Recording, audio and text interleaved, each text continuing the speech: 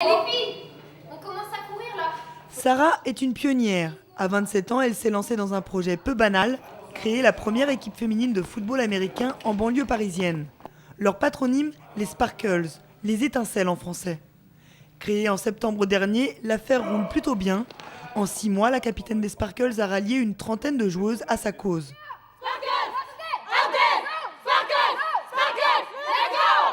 Tout rêve a un prix et Sarah l'a bien compris. Pour financer son projet, la capitaine des Sparkles a lancé une gamme de produits dérivés tels que des calendriers, t-shirts et bracelets destinés à la vente. J'essaie de prendre un petit peu la température, voir s'il y a des filles qui seraient éventuellement intéressées pour jouer au football américain féminin. Après, j'ai beaucoup utilisé le support internet, donc Facebook, j'ai lancé des vidéos de LFL, j'ai demandé s'il y a des filles qui seraient intéressées si je crée une équipe de football américain féminin. J'ai vu à peu près une quinzaine de filles qui étaient intéressées, donc voilà, je me suis lancée, j'ai lancé des trainings découvertes et ça a pris tout de suite finalement. Pourtant, l'équipe a bien failli ne jamais voir le jour. Il y a 10 ans, Sarah était encore une gymnaste de haut niveau lorsqu'une tumeur de la colonne vertébrale est venue interrompre sa carrière.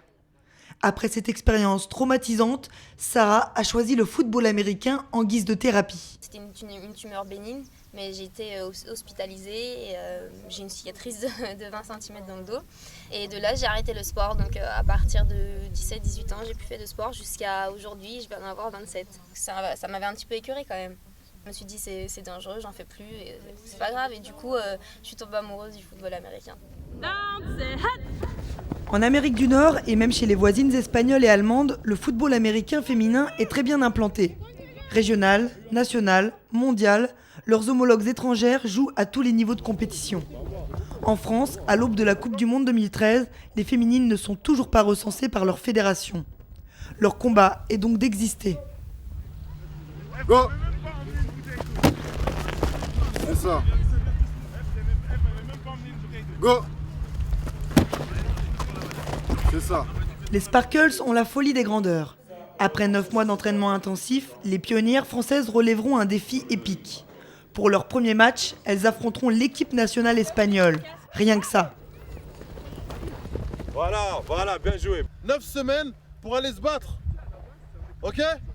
On se fait mal aujourd'hui pour aller prendre notre récompense dans 9 semaines, les filles. On va pas aller là-bas pour aller jouer. On va pas aller là-bas pour qu'on nous prenne pour des amatrices.